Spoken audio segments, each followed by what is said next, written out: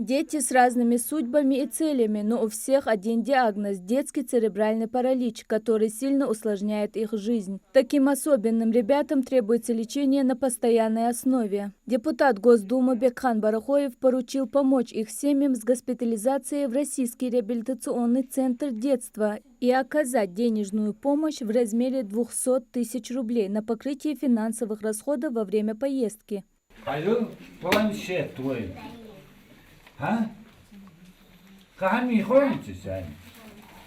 Чтобы скрасить досуг, а дорога в реабилитационный центр не была утомительной, детям подарили планшеты и наушники. Этим ребятам нужна регулярная реабилитация, ЛФК, спорт, иглоукалывание.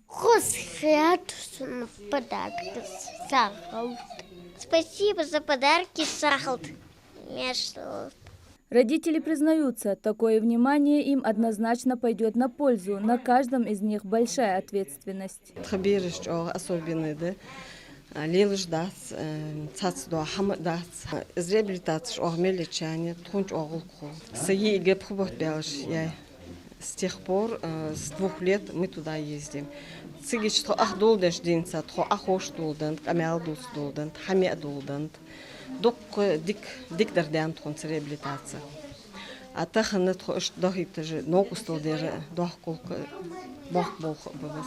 Я هم قلت عشان ده رياضة ده يلش أستاذ رياضة عشان شغل تقدر يدرك بير شيء ده يدرك شغل تقدر كم يستجمع مع حد يشوف الحمد لله تداق وابصار دوت شيء ملك الحمد لله بيركت ودوت. Благотворительную акцию проводят уже не в первый раз. С каждым годом на лечение отправляют все больше детей. Эта инициатива активно поддерживается партией «Единая Россия», и партия делает все возможное, чтобы такие акции проходили на системной основе. В этом месяце, в марте месяце, мы направляем 20 детей в реабилитационный центр детства в Москве. На этот год у нас запланировано более 100 детей. Уже около 60 детей направлено, сейчас 20, и еще более 20 детей после Рамадана. Мадина Богатырева, Акрам Адасхоев, Магаз 24.